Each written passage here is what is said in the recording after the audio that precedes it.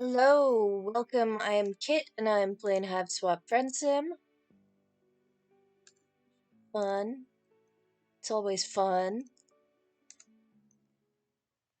Let's see, where are we? We are on volume 14. Oh, it's the cute. It's the cute of cleanliness and clownliness. This is a dark world, both because it's night and because of the brutal struggle for survival among its polyhemochromatic inhabitants, many of whom seem to thrive on havoc and carnage. Hell yeah, fun times with fun people. You'd be interested to see the Michelin Guide entry for Alternia. You're convinced that after a day here, Ayn Rand would sign up with the Little Sisters of the Poor, Genghis Khan and Attila the Hun would join the Quakers, and Adolf Hitler would seek membership in the World Peace Council. Oh, no, no, no.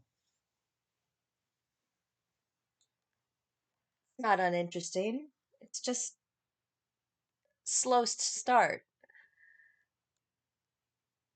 Homestuck is fun as shit. Craziness.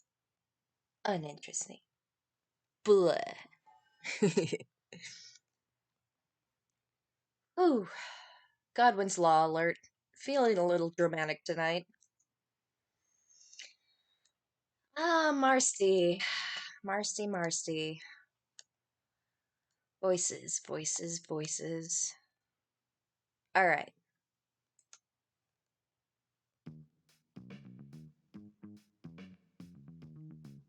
Despite a certain sense of pervading existential gloom that you haven't managed to shake even after communing with a possible oracle/secret agent, you're feeling pretty alright. That's fair. That's fair.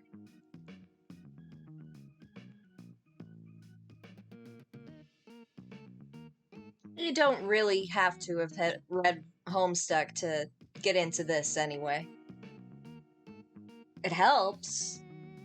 Gives you some lore, little background on trolls, and all the shit they go through. But it's all good. No more brooding in your cliffside apartment. You have a fresh thirst this evening, a thirst for friendship. You're wandering around a neighborhood you haven't seen in a while, just a few blocks from where you crash landed. Maybe you'll go and pay a visit to the crash site of your ship, even though it's long since been stripped for parts by the local population. Yeah, it's,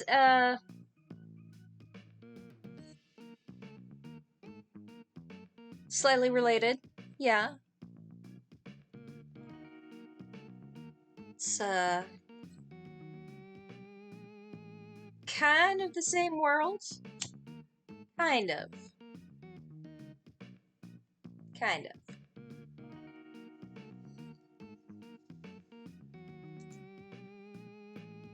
Or maybe you'll try to find Diamond to say hi. Though you're pretty sure he's still living in the nomadic shrubbery lifestyle. You're just here for the nostalgia, honestly. Malays who? You hardly know her. Just then, from across the street, echo two voices raised an argument.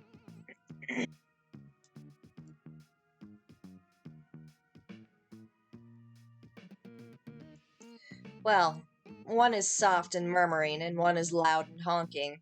A rust blood girl and a purple blood guy are squared off in front of a patch of graffiti that blooms over the bricks like moss. I'd love to know what all of that says. Well,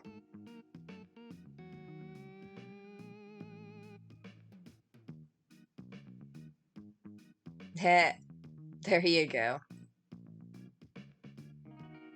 The girl appears to be in the process of scrubbing it away. There's a mop bucket and a collection of sponges next to her.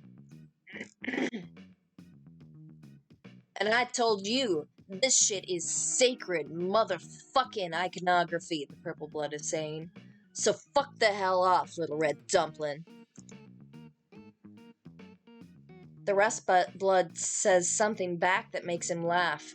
The sacred iconography appears to be a collection of swear words and a couple colorful renderings of certain sections of troll anatomy you have not yet had the chance to explore.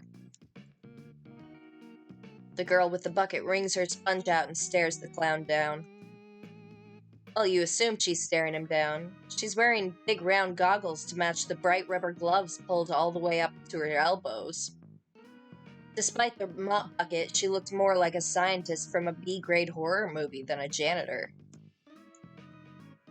The purple blood doesn't have any visible weapons on him, but that doesn't make him look any less dangerous, and unless the girl has a blade in that mop handle, she's totally defenseless. You've faced this precise scenario more than once, but it doesn't get any easier. No matter how much self-confidence you earn or hardships you endure, life or death friendship decisions don't get any easier. We're gonna intervene. Who are you kidding? You were never gonna leave her to fend for herself. It's against your religion of reflexively and ceaselessly searching for new buddies. You aren't making excuses for it anymore. You've decided to take what Boulder said to heart and just resign yourself to your fate. Well, that isn't exactly what she said, but a lot of it was confusing and spooky. You're half convinced she was just doing it for the mysterious aesthetic. You stride confidently toward the altercation, calling out a challenge to the rogue clown. Nobody messes with those less fortunate while you are on the case. And since it's been resoundingly too long since you've had a truly ironic and hilarious twist of fate befall you, as soon as you step up onto the sidewalk, the purple blood's fist connects with your head, and your head connects with the concrete. Clock! That didn't take long. Yeah.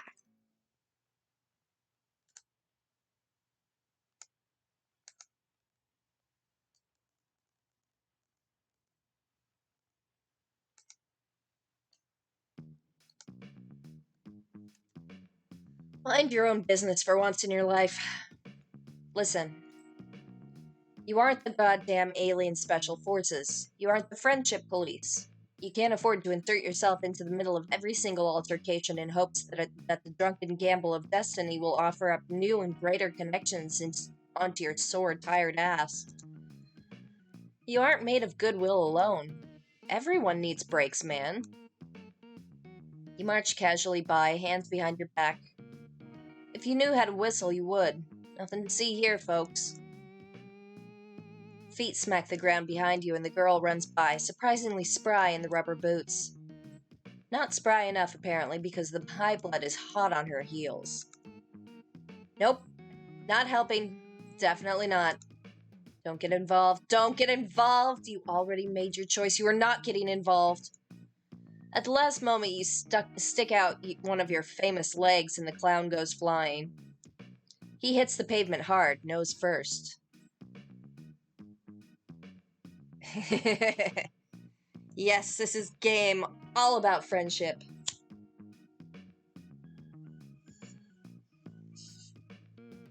It is, in fact, a friendship simulator. Son of a bitch. There you went and got involved. The high blood might be kissing concrete, but he won't be for very long. It's tough to kill a clown. You take this opportunity to GTFO. Damn, you don't know anybody around here. Maybe you can run back to your stolen vehicle before... Hands grab you by the back of the hoodie, hauling you around the corner and into the shadows of an alleyway. Shit, the clown must have friends, and those friends must have circled around behind you. You open your mouth to scream, not because you think anyone is going to help you, but just because you might as well. If you can't go out fighting, might as well go out making as much noise and being as obnoxious as possible. A rubber-gloved hand slaps over your mouth before you get out more than a squeak. You taste soap. Chill. Stop struggling. It's the Rustblood girl.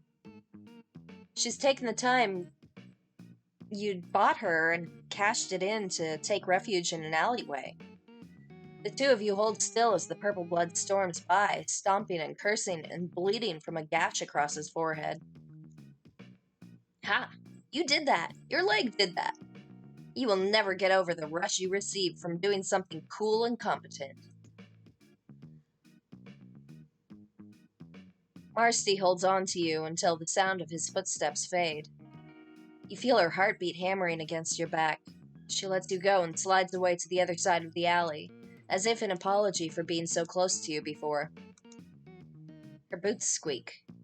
Take a few steps nearer, so you don't have to shout to be heard. You thank her for helping. You're both just all about helping, apparently. You decide not to mention the part where you tried very hard not to get involved. Yeah, you didn't have to do that. Actually, you shouldn't have. I'm perfectly capable of tripping my own clowns. You tell her you have no doubt that's true, even if she doesn't have a sword in her mop handle. She seems to have a good pair of legs. Mentioning her mop appears to remind her that she left all her cleaning equipment out on the street. She takes a furtive glance back down the way the guy had gone, then heads back toward the graffiti. You scamper to keep up. You shouldn't be out alone in a place like this. Not that I can really summon much gumption to care beyond this one walk down the street. But did you come here to die? Because that's what's going to happen if you keep this shit up. What's your deal? You don't know about your deal. You've worked really hard not to consider your deal at all. Because the existential radio static that prickles at the base of your neck when you think about your deal is astoundingly unpleasant. Yeah. That's a good one.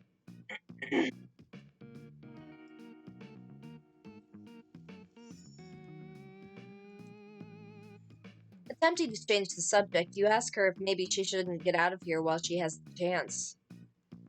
Is that bucket really that important to her? Marcy looks at you with a certain eyebrow raise that you're well accustomed to by now. Oh shit. You just put your foot in it again, culture-wise. You wish you could find a book with a crash course on Alternia. Or at least a decent Wikipedia article. But it's not like there's any helpful Earth Guide for Idiots. At least you've never heard of one. Besides, things are different depending where you are on Earth, geographically. You imagine it's the same for Alternia. You feel positively nauseated at the idea of having to learn a whole new set of societal norms.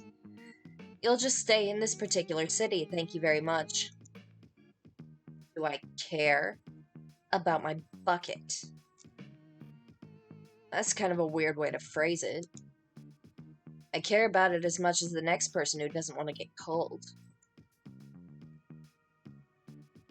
Also, scourge rays don't grow on coniferous fauna. She tosses the discarded sponges back into the bucket. You bend down to help, but she stops you with a sardonic glance. Most of her glances are sardonic, but this one especially so. She goes back to working on the graffiti. If you're gonna hang around, you can make yourself less useless. Watch and make sure that high blood doesn't come back. Oh, yeah, for sure. You can totally do that. Of course, you won't be able to actually do anything if he comes back. Where's Ramel when you need her? Maybe you could use your own limp corpse to slow the clown down. Not that you know Marcy well enough yet to love the idea of sacrificing yourself for her. Man, character development is great. Not immediately going to your death is great. That thought sends a creeping wash of anxiety along your spine. You don't understand it, so you try to distract yourself. You ask Marcy if she just cleans graffiti or if she has other jobs. Okay, well, maybe not jobs. You know nobody on Alternia has an actual job. Whatever I'm feeling, mostly. Today I was feeling getting rid of this incredibly ugly piece of shit drawing. Tomorrow I might be feeling dirty front doormats. Depends on my mood. Yeah, you def get that. You are also a person of mercurial moods. Do you seek out new friends tonight? Or go to one... I can talk.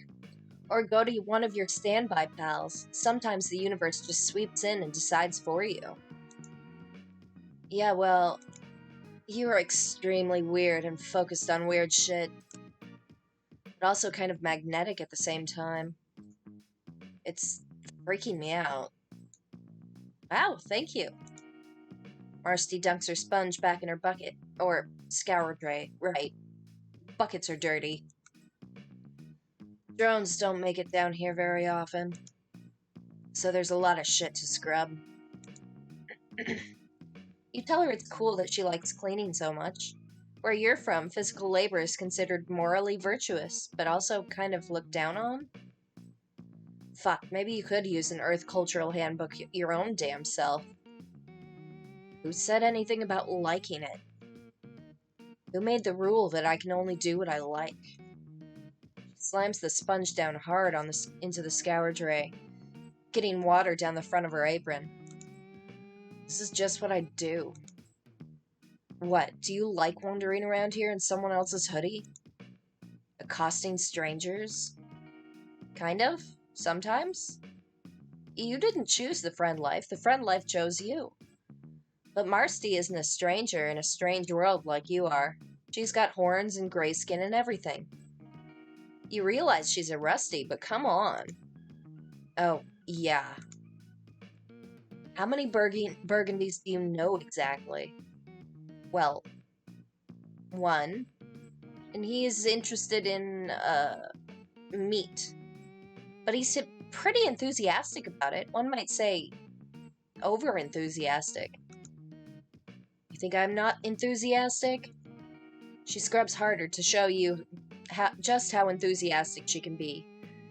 A delicate calligraphy-based rendering of the word globe gobbler disappears beneath her soapy hands. Okay, maybe Diamond is not the greatest example of someone enjoying their hobbies in a healthy and natural way. But you know plenty of other lowbloods with cool hobbies. Skyla, Chixie, Sarava. Am I supposed to know who these idiots are? Not all lowbloods know each other. Oh man, that's not what you meant at all. I'm not going to explain my life story to some random alien. You gonna help or not? Oh well, you thought you were supposed to be keeping an eye out for clowns? Yeah, well, instead you were asking me invasive questions. So now help me scrub. Despite these mixed signals, you pick up a sponge and start cleaning. This is actually a lot harder work than it looks like, and your back and shoulders begin to ache immediately. If Marcy does this every day, she must be ripped under that jacket. She stops talking, and you just clean up alongside her. Worried that you're royally screwing this up. You don't know how to fix it. The graffiti is quickly disappearing between your combined efforts, and you aren't sure how much longer she's going to put up with you after that. You've got to pull out the big friendship guns and fast. You ask, in your characteristically smooth style, what she's doing after this. Any plans? Just hypothetically. Who knows? Probably I'll just look for more shit to clean. Well, it just so happens you know a lot of dirty places. Just exceptionally filthy. Oh yeah? Where? We're gonna try Uptown.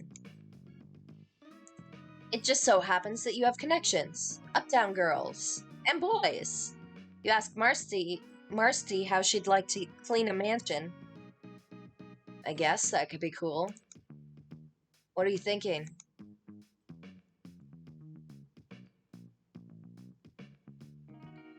First of all, you want to bring your new friend to your swank stolen car. Marcy doesn't seem that interested, although she does comment that she's never been in a scuttle buggy.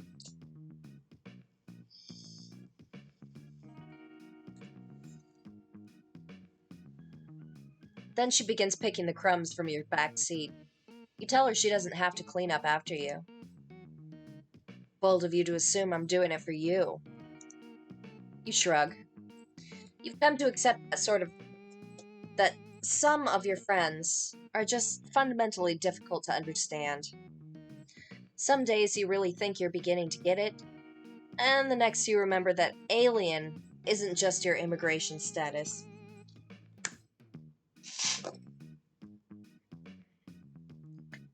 Marcy stares out the window as the houses get bigger and grander. The car passes beneath an archway and a light sweeps over the two of you. Marcy stiffens. You tell her not to worry.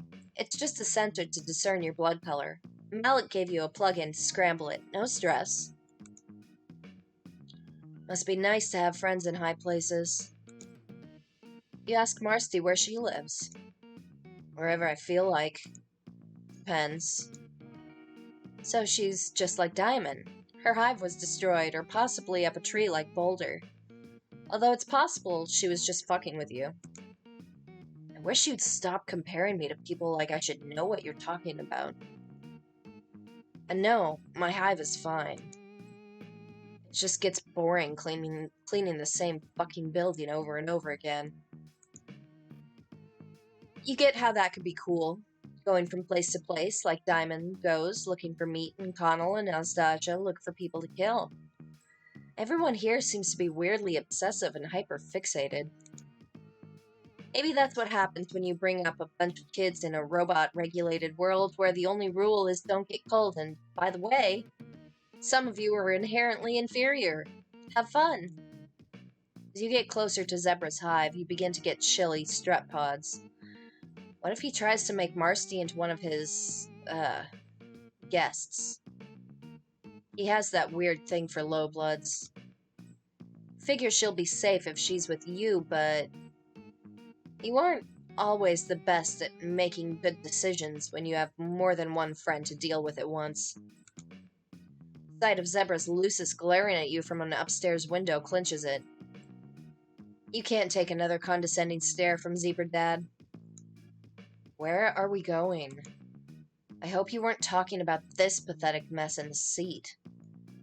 Barely worth my time. You could make a better mess, you swear. Ugh, no. I don't want a staged mess. Fuck, okay. Who do you know who is kind of a slob, but also not a total piece of shit?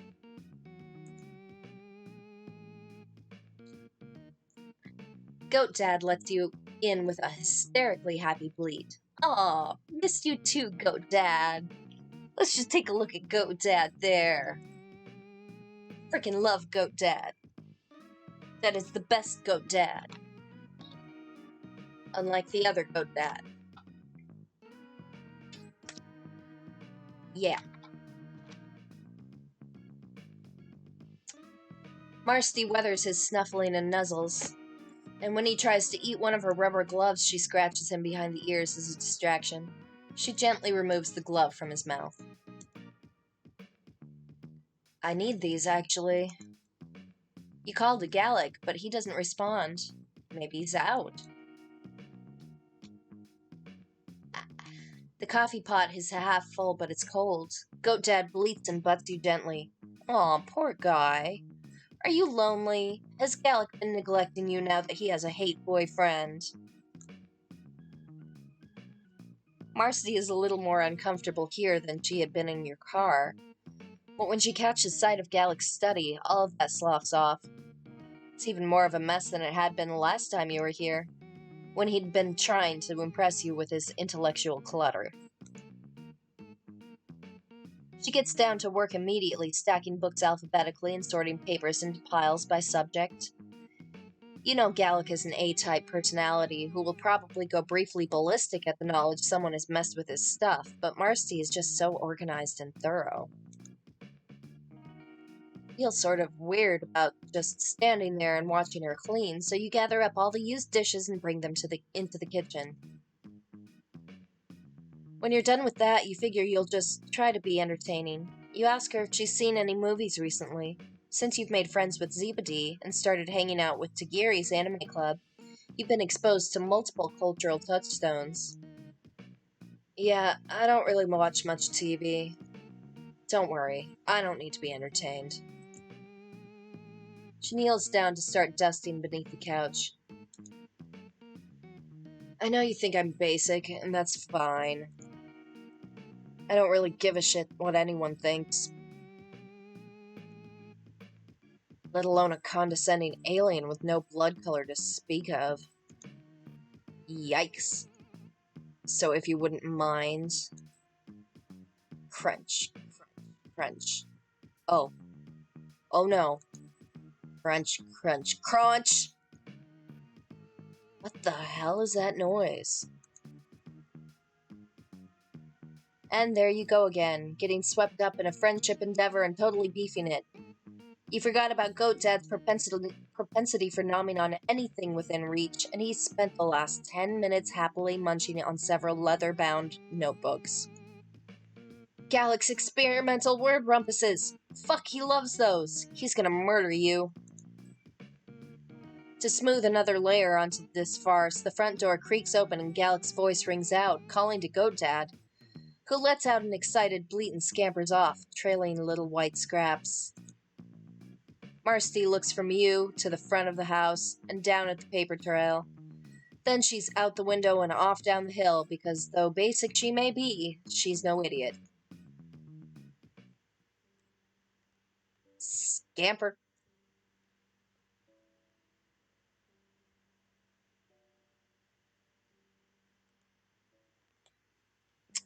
Alright.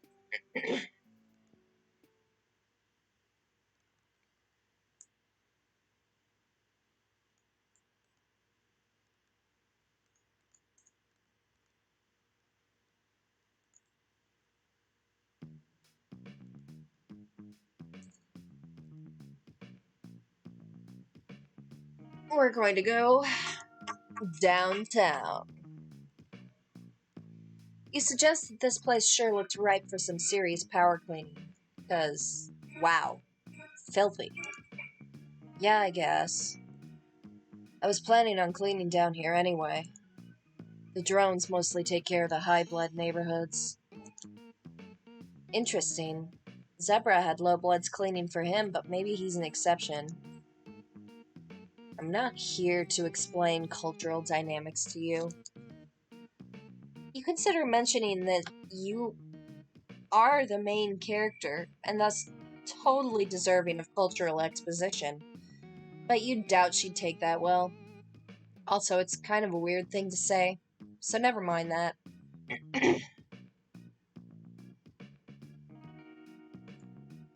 You show Marsty an alley you recognize. The one with the incinerator where Polypa had gotten rid of her assassination disguise. Here, maybe? Too easy. Okay, well, what about this stretch of road where Ramel killed a dude? There's still quite a bit of purple blood spattered around. Pretty good. But no. I don't have the right outfit for blood. Jesus, picky. Oh, sorry. Are my personal preferences inconveniencing you? No, but you aren't used to this shit taking so long to pop off. Usually you've made a friend by this point. Or you've been killed. You've been killed before? What are you, a pur beast? 9 lives? In retrospect, that was also a pretty weird thing to say. You meant it as a metaphor. Sometimes your internal monologue gets out of hand and spills out into your interlocution. Whatever, dude. You're considering just bringing her back to your place to clean up the mess you made there, when you realize Marsty is no longer with you. You turn around to find her gazing down an adjacent street into an empty lot. Space gives you a brief twinge of recognition before it fizzles away to nothing. Meh. Probably just deja vu. At first, you don't notice the person sitting on the tire pile because without her other half, her silhouette is underwhelming. Oh, fantastic. Hey, Normie. Oh, hi, Follicle. It's been a while. She might notice that you are a whole lot less normal than you used to be. They're right. They're weird as hell. Hey, you are also like 80% more confident than you used to be. You don't back down from insults. Perhaps Marcy is the one who is weird, because she's the one who is so fucking into cleaning up after people. That's really strange. Hey, that's a little judgy. Yeah, for real. Oh, you'd been expecting Follicle to join you in mocking Marcy. You didn't want to be too mean or anything. You're just really sick of having your intelligence insulted concerning stuff you absolutely could have no way of knowing about. You wanted to make her look like an asshole, but as usual, it seems to be, in fact, you who are the asshole. Marcy seems to agree. Hey, maybe go fuck yourself a little bit. You apologize. You didn't mean it. You just experience pilot confusion when there's too many friends in one place. You're sorry. You didn't mean to insult her hobby, but she actually doesn't really seem too into it. You're just trying to help. You know plenty of low-bloods who do all sorts of activities. Oh yeah? Who? Well, Follicle, for instance? She trolls... Wait, you need another word. She and her boyfriend, harass people, and they seem to enjoy that. Also, there's Skyla and Chixie and Sarava. They all excel in their fields, to a certain extent. Right. So how's that going for them? Well, you deflate somewhat. Chixie gets skeeved on all the time, and Skyla constantly has to defend her home and Lucis against thieves. Sarava literally had to gouge out their own eye and downplay their psychic power. Vicaire... Well, near you can tell, Vicaire is having a great time falling off cliffs and imagining the firmament above. He might be an outlier and therefore should be counted. While you're working through your apparent classism through navel-gazing monologue, Marcy is checking Follicle out. Like, really checking her out. Who the fuck are you? Follicle slaps Marcy's hand away. Keep your frowns to yourself. Oh, she cute. Look at that face. She cute. Hey, man. Thanks for the hosts. Thank you.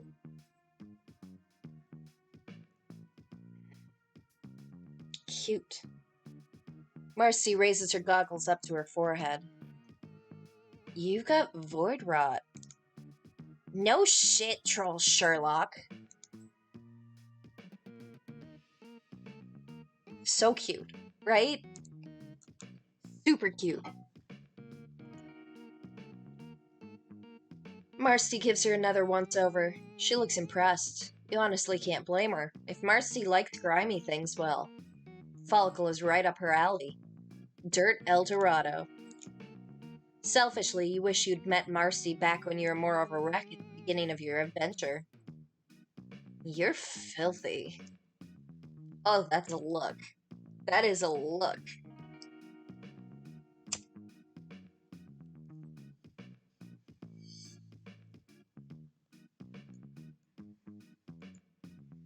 You have no idea what you're talking about.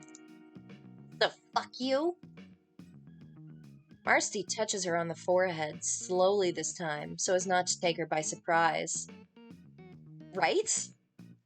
Follicle resembles a nervous little bug trying to decide whether or not to scuttle away.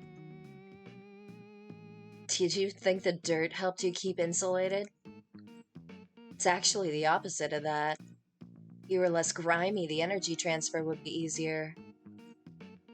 Oh, right, Kuprum isn't here, which means her giant battery isn't here either. Yeah, I sent him for takeout. I needed a break. Won't she, die? Not instantly. Does your husk top die as soon as you unplug it? What are you, a fucking void rot scholar? What do you know? I know a lot of things. You ask Marcy if she's interested in medicine. Maybe she should go into that. Marcy rounds on you in stark irritation. This is the most emotion she's shown since you've met her. Whatever you're trying to do here, stop. I'm not stupid. What do you think they'd say if I applied to be a medic off-planet? They'd laugh their asses off and hand me a saturated scrub pole. And that's if they're feeling generous. This is what I do, so let me do it.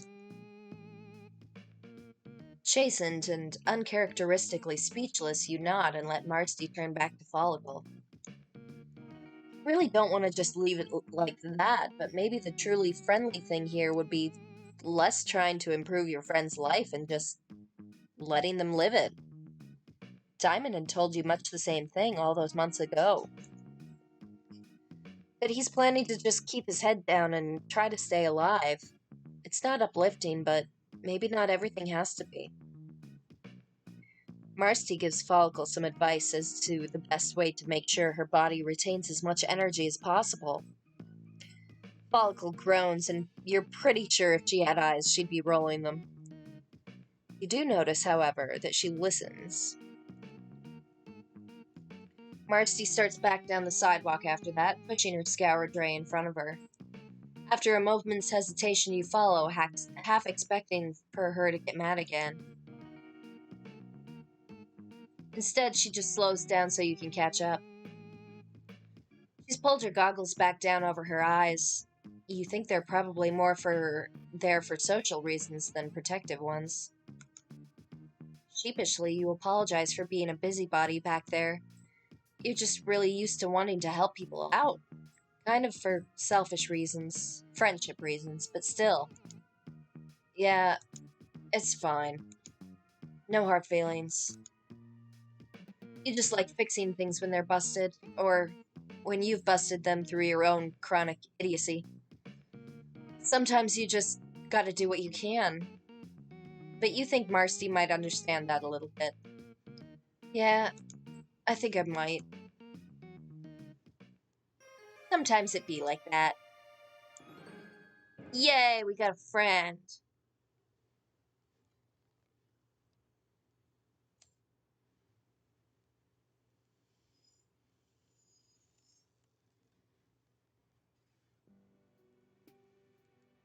Alright. And before we move on to the cute, I'm going to take a quick break, so I will be right back.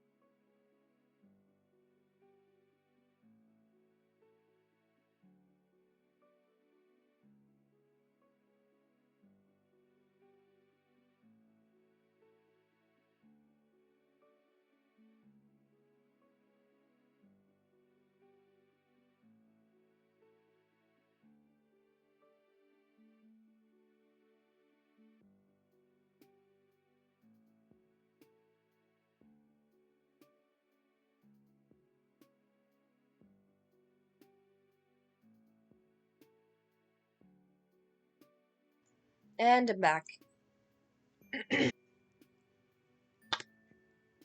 Yeah, it's often hard to tell just by looking at the trolls what gender they are. However, our main character somehow has the ability to automatically know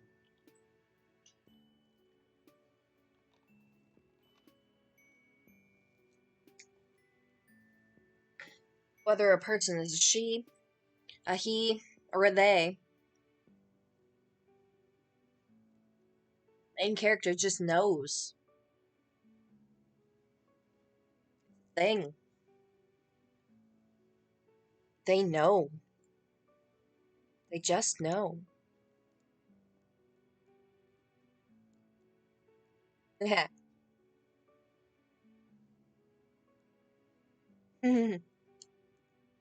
Yeah.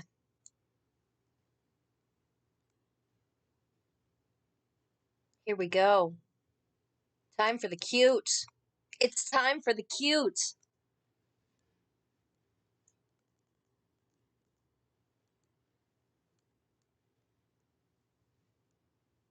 Time for a boy.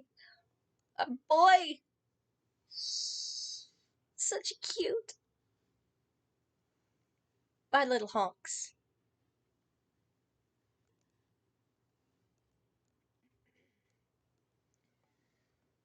Having learned the dangers of using the public thoroughfares, you've taken to dodging down byways and skulking in rear areas, trying to spry out individuals who look ripe for friendship while avoiding the more criminally insane denizens. Clown boy.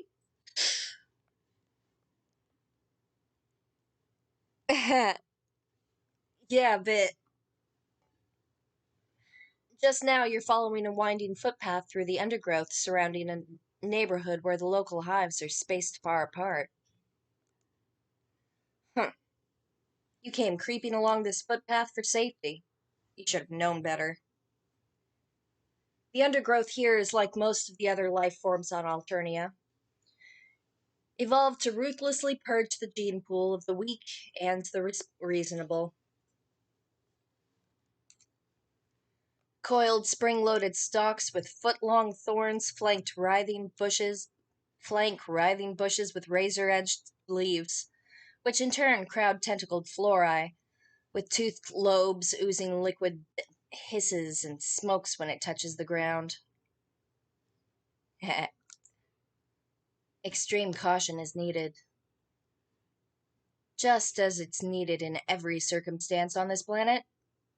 While your time on Alternia has gotten you accustomed to injuries, you still shrink from being impaled on sprung thorns and dissolved in acid. You should have known that eventually you would have to come up against the local flora. So you proceed discreetly, avoiding poison fronds and trying not to step on trigger roots. But suddenly your vegetative focus is interrupted. You hear footsteps on the path, and then around the corner comes a small figure. Oh, look, you've been impaled.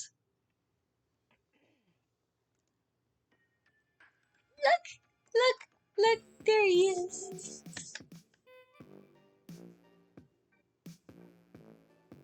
Let's take a minute to look at our boy.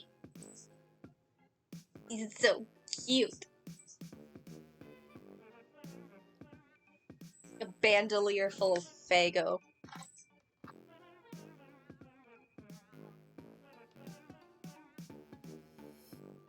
Such a cutie.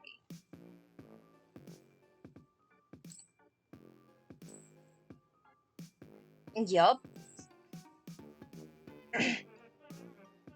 Face and horns are painted with smudged black and white marks. Despite its diminutive physique, it has some of the most impressive horns you've seen on any troll.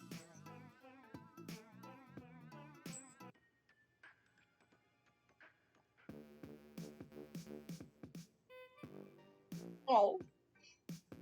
Then the small figure sees you too and is so startled it jumps a foot, impaling its horns in an overhanging tree branch and sticking there so that its small legs pump helplessly in the air. Pose! toes! Look at the little toes! Oh!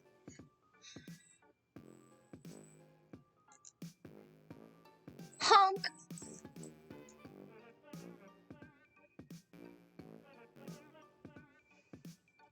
You beg the small person's pardon and assure him that you were fully as startled as he. You go on to explain that you are not dangerous, but that even if you were, you would not want to come to strife with even a small person with horns of that size. 10 feet.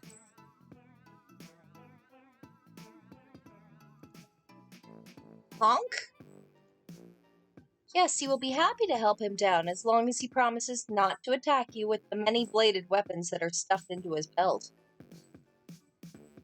Or with the dozen cans of an inexpensive soft drink held in bandoliers across his chest. It strikes you suddenly that a neighborly gesture like helping someone whose horns are stuck in a tree branch can scarcely fail to kindle the light of friendship. You dare to hope that this will be the case now. Edging forward, you get close enough to see that around the clown's neck hangs a dog tag or ID necklace. You tilt your head and crane your neck to read the writing on it. Baracco Piero. If lost, call Branya or Sama. Suddenly, this all makes sense. This is Caracco Piero. This Caracco Piero must have been one of Branya's reject runt wrigglers, who, having grown to childhood under her tender care, has gone out into the world to seek his fortune. That would account for his small size, short legs, and small stature relative to his horns. You eagerly pull out your palm husk, happy for an excuse to pester your old friend, but you've got zero signal out here. You wonder if the surrounding vegetation eats palm husk signals, just as it looks like it eats everything else. You disappointedly slip your palm husk back into your pocket. Honk! You apologize for the delay, explaining that you were surprised to find that you appear to have an acquaintance in common, whom you hope will have time to discuss later. For now, you're ready, willing, and hopefully able to help him down. You hope he won't be offended if you slip behind him first. It's not that you object to bladed weapons or those who stuff dozens of them in their belts, but you feel that the ones he's wearing could ruin your look if buried in your torso, however unintentionally. You edge past the weapons, being careful not to touch the spring thorns growing at the edge of the path, or their trigger roots. Once you're behind Karako, you grasp his horns firmly and pull, withdrawing them from the tree branch and allowing him to drop lightly to the ground. Honk! You tell him that he's very welcome. Then there's a moment of awkward silence as you try to think of something else to say. Fortunately, your new potential friend is not as devoid of the social graces as you are, and gets the conversational ball rolling himself. Honk? You explain that you are indeed a stranger in these parts, and that you actually don't fit into any of the hemospectrum categories. Wild, right? Although not quite as strange as you used to be, you like to think. You're really starting to blend in with the local color. Adorable baby clown. I just want to hug him. Just give him all the love. He's so cute.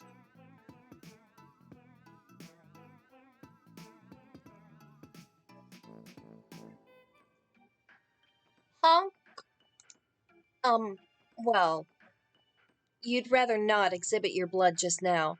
You're a couple of quarts low due to the robust conditions of life on Alternia, some of which you have recently had the honor of encountering. Honk. You sympathize. Slinking along these hidden paths in the Alternian woods can be tough on the morale. The smell alone is enough to make strong men weep. And the vegetation looks like it was designed by the Marquis de Sade. Not that he knows who the Marquis de Sade is.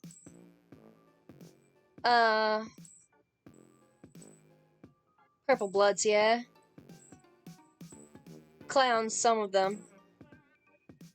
They kind of have their own honk language that they use. Karako is apparently only able to speak in honks.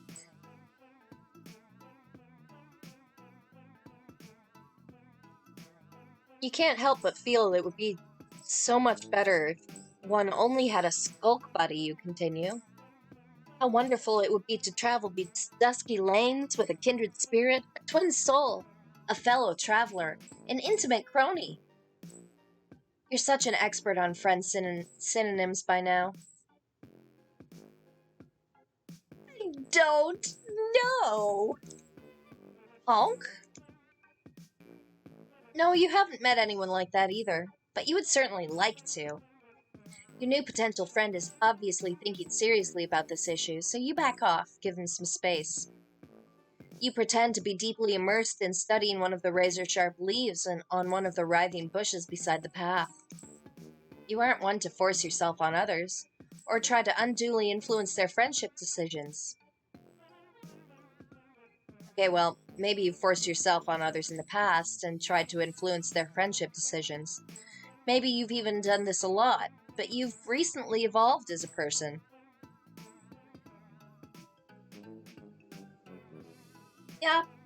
Yeah.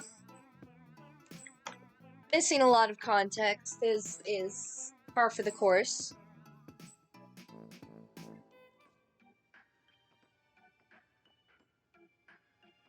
You know some more basic stuff about the world if you read Homestuck. But like I said, you don't have to.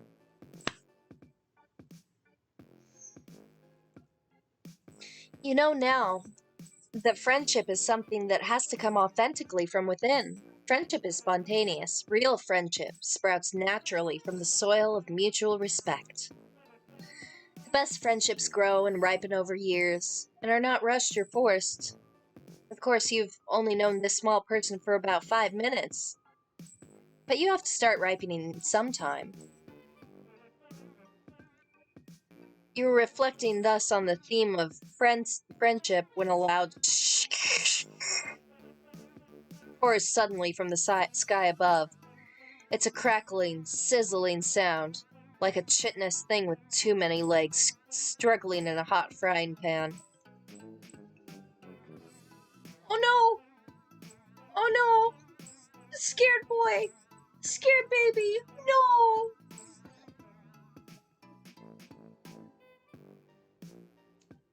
Baby, no!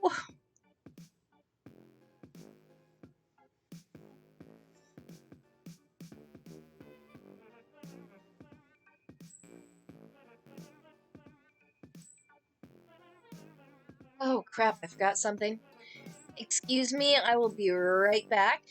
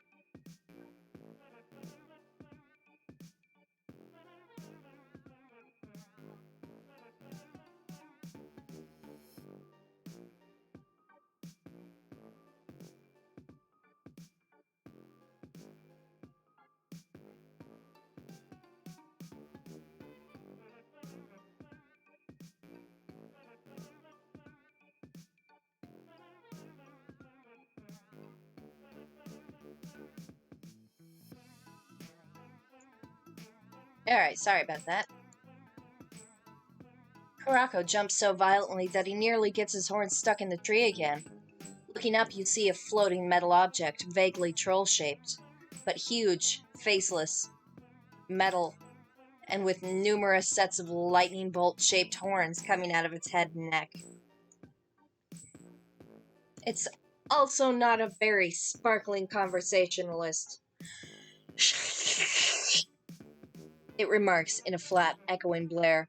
It elaborates further. Honk! Run! A drone! You run in wild panic. It's a drone. Even the Alternian badasses you've hung out with have been terrified of the drones. Up close, it's one of the most terrifying things you've ever seen. And it's making noises, which you didn't know they even did, and which probably means something sinister. You race at top speed down the twisting path, focusing your senses to the breaking point to avoid trigger roots, razor leaves, and acid pods. At first you hear the pattering of small feet running behind you, but as you redouble your speed, the pattering falls back, and after a while, is lost in the distance. You sprint for what seems a lifetime before you finally catch your foot on a trigger root and go flying through the air, barely missing being sliced into 100 pieces of tumbling ham by the barbed spring vine that lashes across the path only inches behind you. You land in the dirt, wind knocked out of you, but otherwise unhurt. You lie there, catching your breath and waiting, but nothing happens. No enormous metal monster whizzes down the path to impale you. No small clown-faced individual overtakes you on his short legs. Finally, after enough nothing happens, you pick yourself up and dust yourself off. You're alone on the path, and no sound of either friend or potential friend or foe can be heard. No birds sing, which is probably good. You imagine that any birds native to this forest would probably sing by croaking up putrid sludge, and that the sludge would be poisonous or radioactive. But leaving aside the character of the local fauna, what should you do? Keep on down the path, putting more distance between yourself and the drone? Or should you go back and see if Kurako is okay? You waffle for a while, then decide to go back. You sneak back along the path. You sneak a long, long way. But however far you go, there are no signs of either Kurako or the drone. You don't know whether the drone picked Kurako up and took him away, or disemboweled him and scattered the fragments, or whether Kurako leapt into the undergrowth, hid, or escaped, or what. One way or another, you're all alone again, on this path through shit-smell forest. Game over.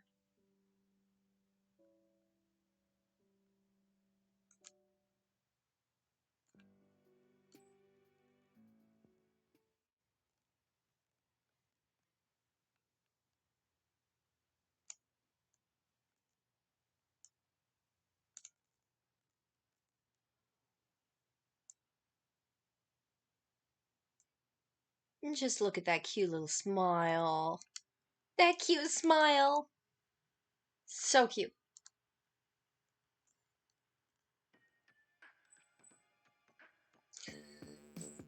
Leap to your proto-friend's aid.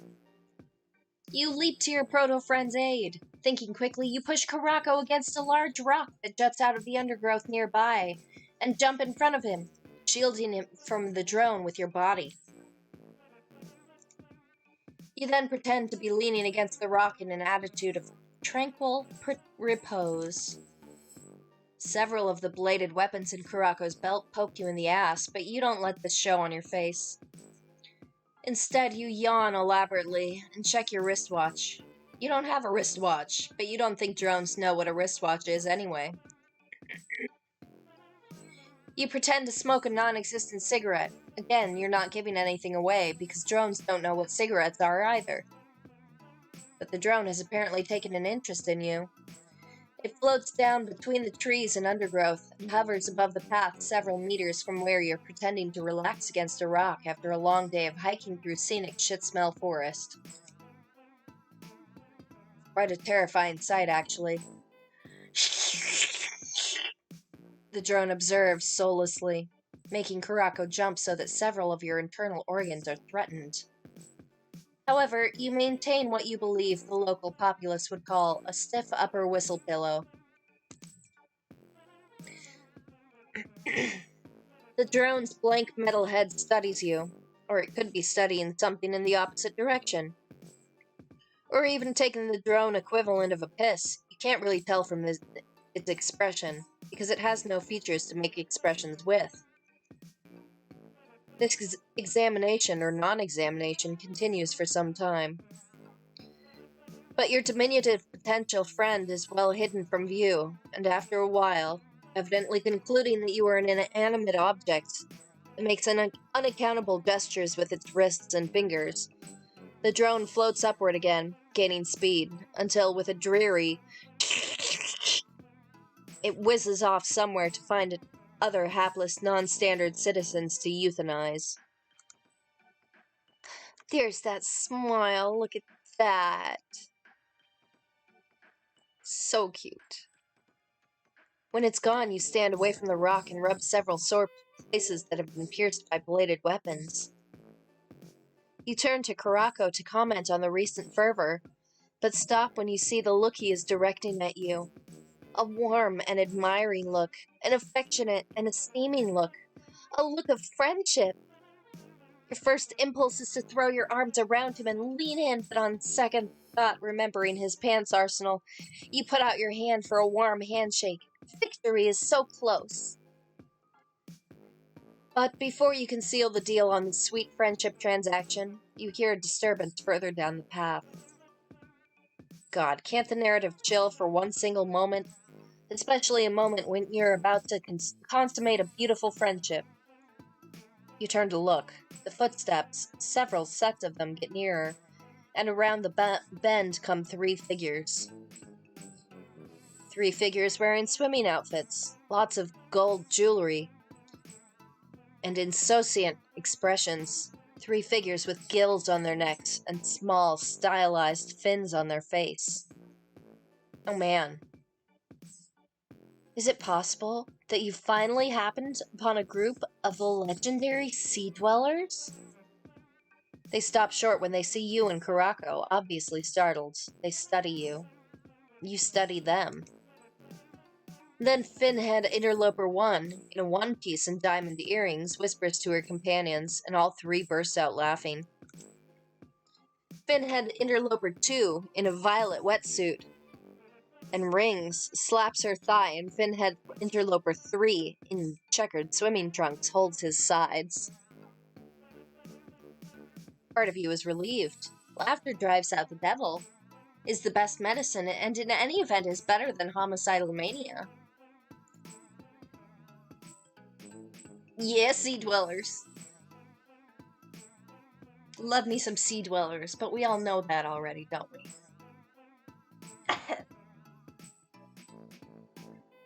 We know that so much. On the other hand, this laughter isn't friendly. It's cold, mocking, and supercilious. These sea dwellers are obviously laughing at you, not with you. We love sea dwellers! They're generally a bunch of assholes. But we love them anyway.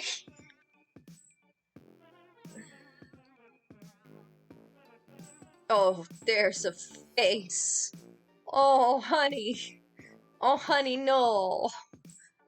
No. Don't do that face. You notice Kurako's cheeks flushing purple under his face paint and his jaws clenching. However, he just stares with stony dignity at the interlopers. This just makes them laugh harder. That is such an angry face. He angry.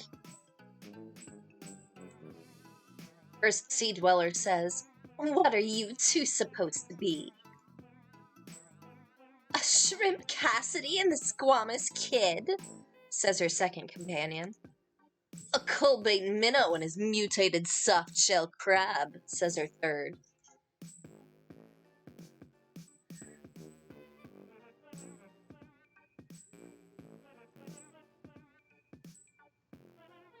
Looks like the minnow mel went down on the clown, causing it to spurt out the other one. The sea dweller's laughter is redoubled. You continue expressionless at these insults, but to your dismay, Karako's face is taking on a harsh, glowering look. You guess that such a tiny dude has probably been victimized by bullies his whole life. And, as you happen to know, there are no bullies like Alternian bullies. Honk! You tell him to let them talk all the shit they want. Don't let them provoke him. They're trying to get him to do something stupid. If he doesn't react, they'll get bored and go away. Honk! No! Remember that drone? It's probably still around here somewhere. Touch a scale on their heads and you could be rendered into Mother Grub feedstock. Hey, bottom feeders, no whispering when you're in the presence of your bathers. And you, little buoy, put a respectable expression on your recognition service. Be more like your friend, the slender manatee over there. In fact, why is it the two of you are still perpendicular? In the presence of sea dwellers, you should be bowing at right anglers. The first sea dweller seems to have an affinity for cheesy ocean puns. You bow to the sea dwellers. You have your dignity, but you also like not getting killed. There it is. There it is. Yangi.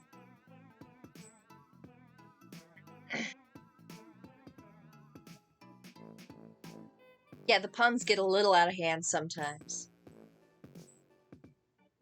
Angie. Karako remains stubbornly upright, his face getting angrier and purpler by the moment. The bladed weapons in his belt jingle from his enraged trembling. Oh, see the little clownfish? He's getting angry. Looks like he's gonna shit his pants. What did I tell you about your face, boy? Didn't your Lucis teach you anything?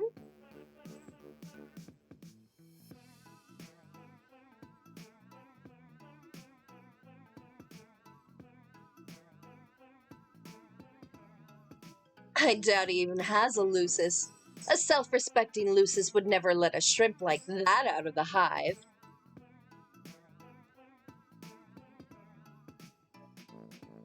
Unless his Lucis is just as defective. There he goes. Angie boy. The Lucis cracks are too much for Karako. Ignoring your hissed warnings, he suddenly leaps snarling into the air, drawing bladed weapons from his belt in each hand and hurtles toward the sea dwellers. Honk! Honk!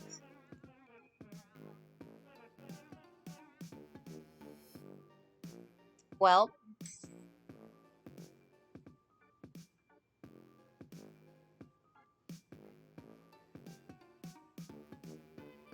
pick one.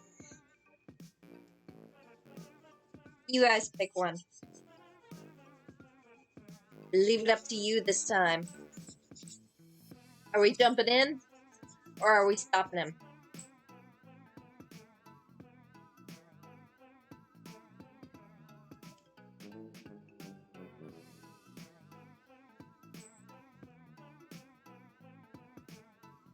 Yeah, it's a tough choice.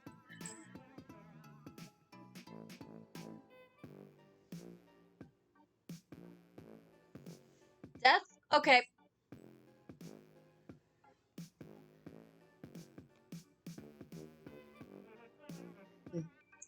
leap into the fray and lend comfort and support. You leap into the fray to lend comfort and support. You would have counseled Karako to turn the other cheek and keep turning cheek after cheek until the Sea Dwellers got fed up and went away. But now that things have hotted up, you're not about to let down the side. Karako crashes into the Sea Dwellers, his bladed weapons whirling like a blender. You scamper close behind him and kick someone in the shin. It hurts your foot, but it doesn't seem to have any other effect. The Sea Dwellers are made of tough stuff. Or you're extremely flimsy. Signs have recently pointed to the latter.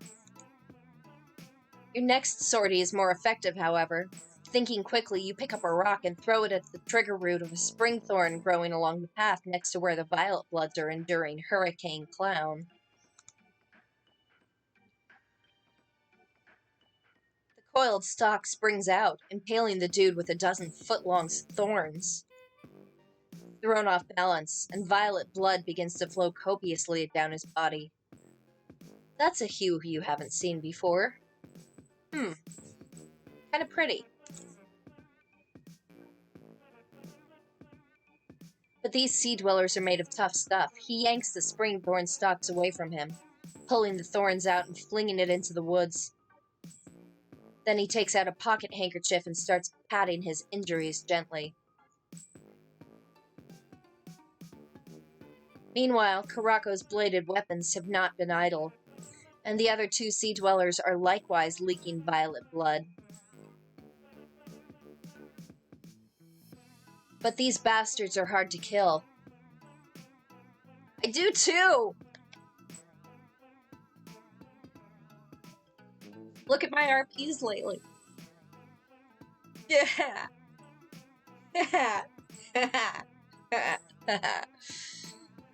You remember Polypa telling you that. As you watch, one of them grabs one of the bladed weapons from Karako's hand and buries it in Karako's stomach. No, baby! This, unsurprisingly, is distracting for a poor little clown, allowing two of the finny sons of bitches to grab a handful of bladed weapons from his belt and bury them in various parts of his body.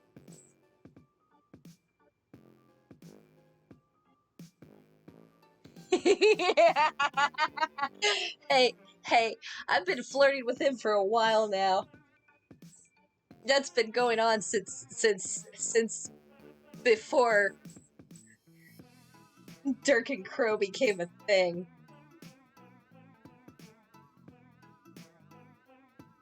So far, it's just been a flirtationship.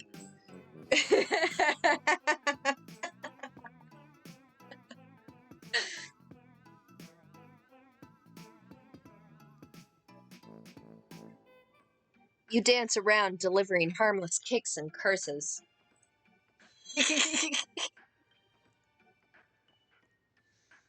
Karako is still waving his weapons, but he seems to be waving them more slowly now. Then, as more and more bladed weapons are buried in his body, he seems to lose focus. The weapons he's been brandishing fall from his hands. True.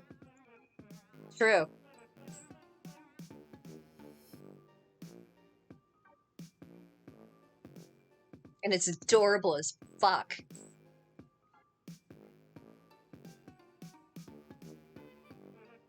Finally, he falls to the ground in the center of a spreading pool of purple blood, twitches feebly for a moment, and then is still. You stare in disbelief at the corpse of one who, if he had been spared just a short while longer, would have been your friend. One despised and rejected, a clown of suffering, familiar with pain. It is. They had flogged him and mocked him and spit on him and then killed him. You struggle to come to terms with this. While you're doing that, one of the remaining Sea Dwellers grabs you by the hair and suplexes you into the ground. Your head snaps back and pain explodes behind your eyes. You are left lying on your back and trying to stay conscious, which is why you have a good view of what happens next.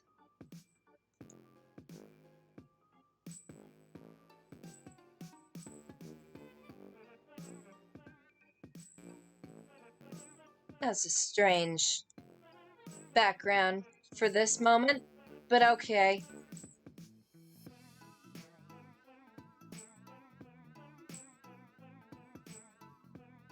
In the dark sky above you, something opens, something even darker than the sky. A hole, like a cave in the clouds. It widens until you can see that in the cave, a carousel with wooden horses mounted on brass posts rotates. The horses plunging up and down in time with carnival music, played by a mechanical organ. Now let's take a look at this.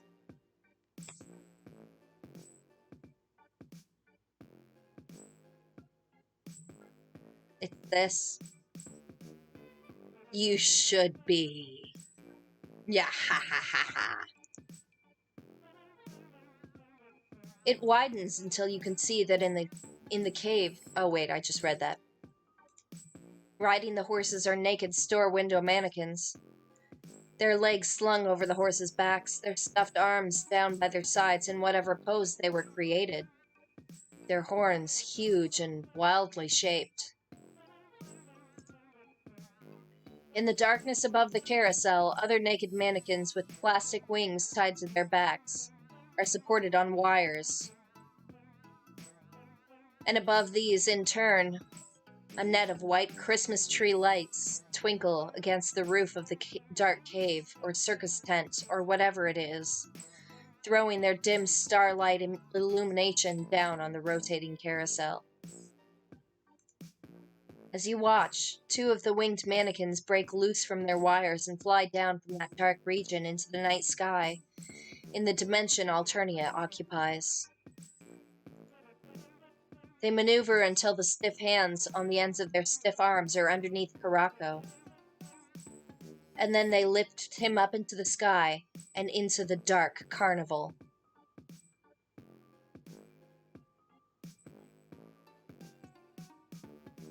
You hear a last faint, reviving honk as they set him on one of the wooden horses.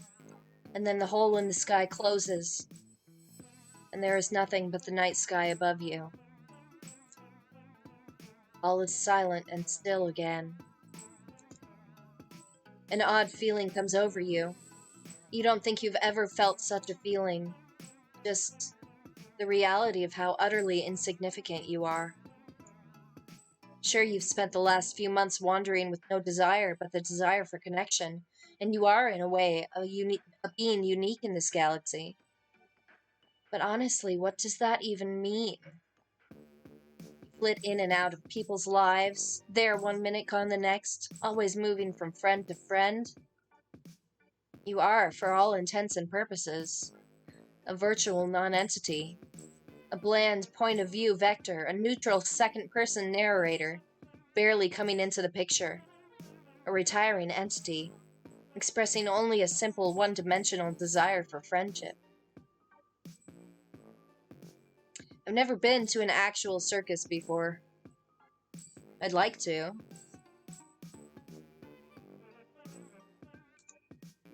But just about now, you feel that things have gone pretty far.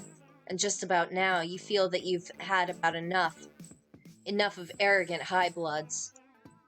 Enough, in fact, of short wavelength hemotypes carelessly and without compunction killing and maiming and exploiting those of longer wavelengths. Of a survival of the fittest regime that seems to come down to survival of the most violent psychopaths. Is this a moral universe? Or is it not? You ask yourself. Are repulsive cruelty and sickening evil punished in this universe, or are they not? Does an ethical force operate in this universe, or does it not? You don't know the answer to these questions, but you do know one thing. You intend to depart for once from your one-dimensional persona You intend to punish repulsive cruelty and sickening evil if it comes within your ability to do so. You intend to create an ethical force field in your local region. You intend to exert some moral gravity right around where you are if you possibly can. And you realize that this odd feeling you are having seems to be drawing moral Higgs bosons out of the moral ground state, and right out of the fabric of this multicolored, blood-soaked planet that heaves under your feet. You take on the aspect of Clown Sarker. Seizing 2 cans of inexpensive soft drink from where they fell from Karako's bandoliers, you shake them and pull the pins. Then, with malice aforethought, you direct the twin streams at the sea dwellers. You smell banana and strawberry as the deadly streams play upon them. Already weakened, they fall back with cries under the withering onslaught. As soon as the streams slacken, you take up 2 more cans, shake them, and deal out death to the unrighteous.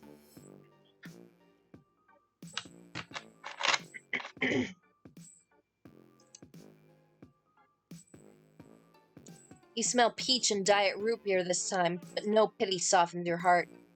You wouldn't care even if it were pineapple watermelon you were spraying on these brutes.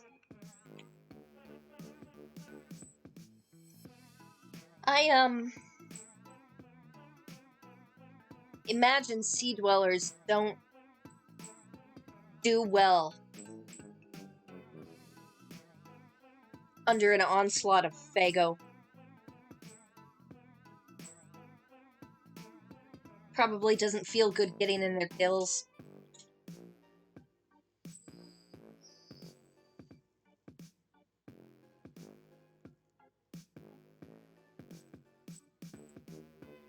But these finheads are made of tough stuff. Rallying even in the face of this intense onslaught, they push forward and, seizing some bladed weapons from the purple blood pool, advance upon you. Not one step back, you vow to the memory of Karako Pierrot. You stand your ground in desperation, grabbing some cans of diet tonic water and club soda and opening up your batteries once again. But to no avail.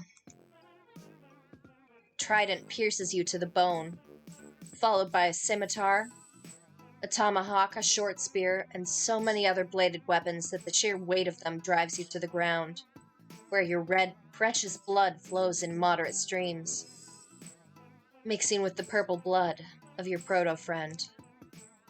This is the end, you realize. But you are glad you died in righteous battle. Oh look, you've been impaled. You are glad you created even the tiny, sputtering, temporary moral force field in your local region that you did. You can feel your life and narrative point of view slipping away, but you are content. Yet what's that you see above you now? A dark space has opened up, even darker than the night sky, and 2 stiff-looking winged figures are descending. They land next to you and gently place their stiff hands under you. Then they ascend once again, lifting you higher and higher into the dark space.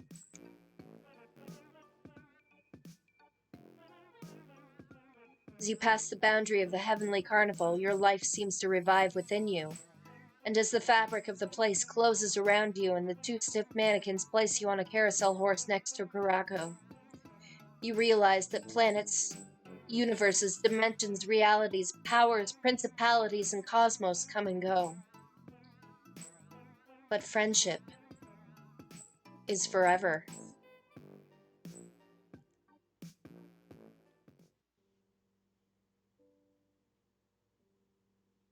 Shh. Friendship.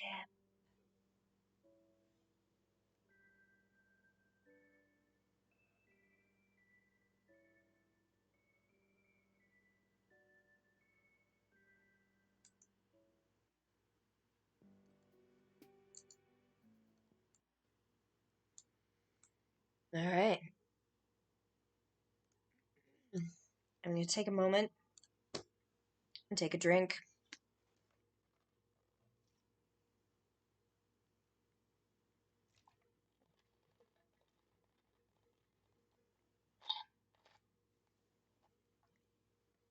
Okay. Right?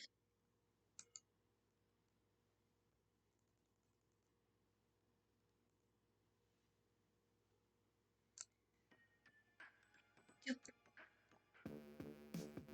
doop. Grab him by the coattails and try to keep him from precipitating a disaster. You leap forward and grab Karako by the coattails. Or by his belts.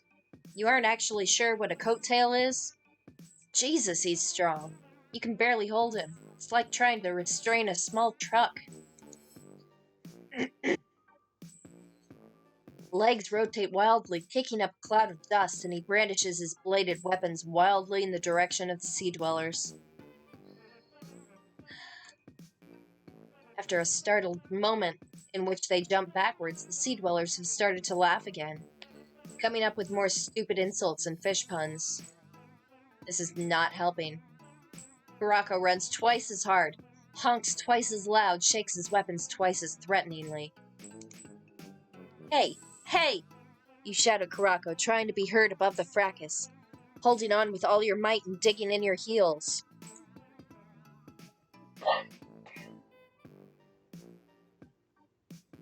You have half a mind to just let him go, to pay the sea dwellers back for their insults, but you try to keep a cool head. You're doing your proto-friend much more good trying to restrain his wrath. You've now succeeded in wrapping your arms all the way around him, and now you get in front of him, holding him back with straight arms, bellowing soothingly into his face and trying to avoid the bladed weapons he is brandishing. But it's not working. You can see from the contorted features, the bared teeth, the distended nostrils with smoke coming out, the blazing eyes that Karako is getting more and more enraged. And suddenly his rage seems to reach a kindling point. His body vibrates violently, his eyes grow huge and round. And suddenly from his body, something like a nuclear blast, pressure wave of fear and violence sends you flying through the air like a scrap of paper in a gale. What the fuck? Are you hallucinating? But you can see as you soar up above the path that the sea dwellers aren't laughing anymore. In fact, they're screaming in terror and fleeing wildly, blundering into razor leaves, being impaled by spring thorns and burned by pod acid, and generally receiving the stern retribution that awaits assholes. Then your head collides with a tree branch, and you are rendered unable to narrate for a while.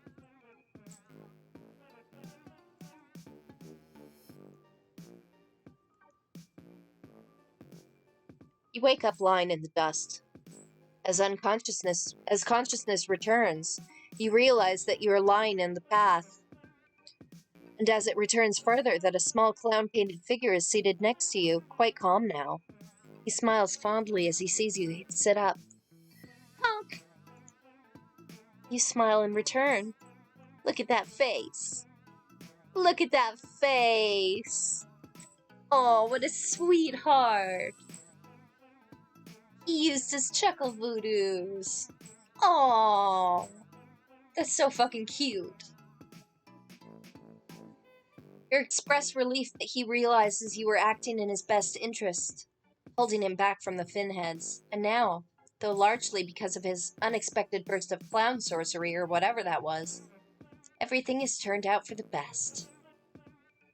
Karako holds up his arms for a hug, but then remembering the bladed weapons in his belt, sticks out his hand. You shake it warmly. He is so baby.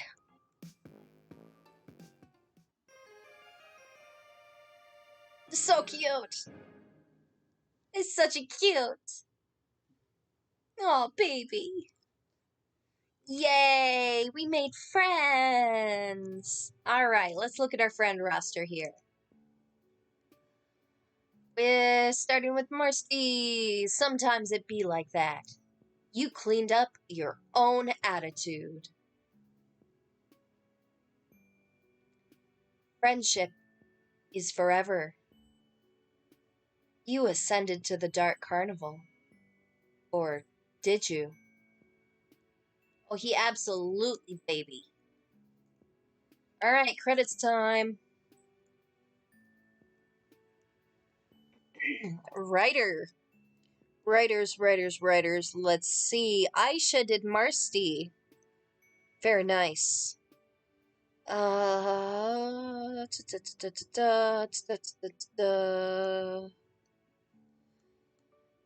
Geezy did Caraco.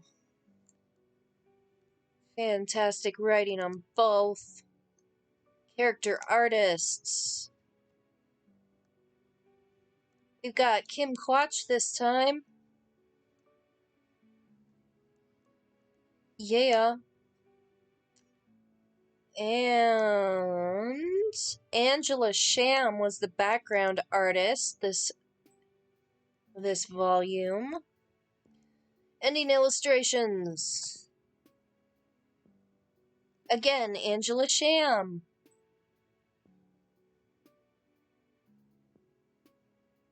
Because it be like that.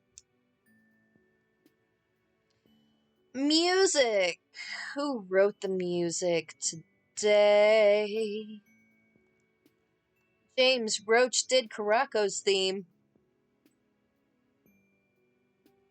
There it is. That's Caraco's theme.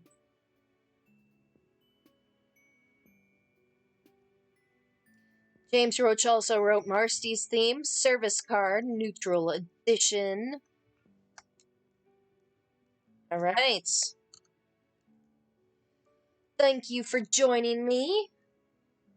Oh yeah, I'm mad that Lonk is hot too.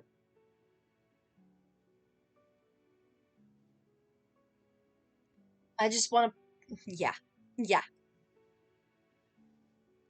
I just want to punch him in his hot face.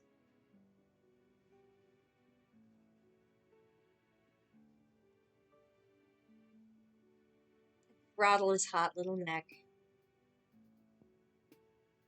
Anyway, thanks for joining me. I will be putting this up on YouTube. I was going to put a bunch of them up today, but I was busy. Maybe I'll have time tomorrow. I hope I'll have time tomorrow. Anyway, this is Kit signing off. Here's a reminder of my YouTube channel. Faychild. Fayechilde.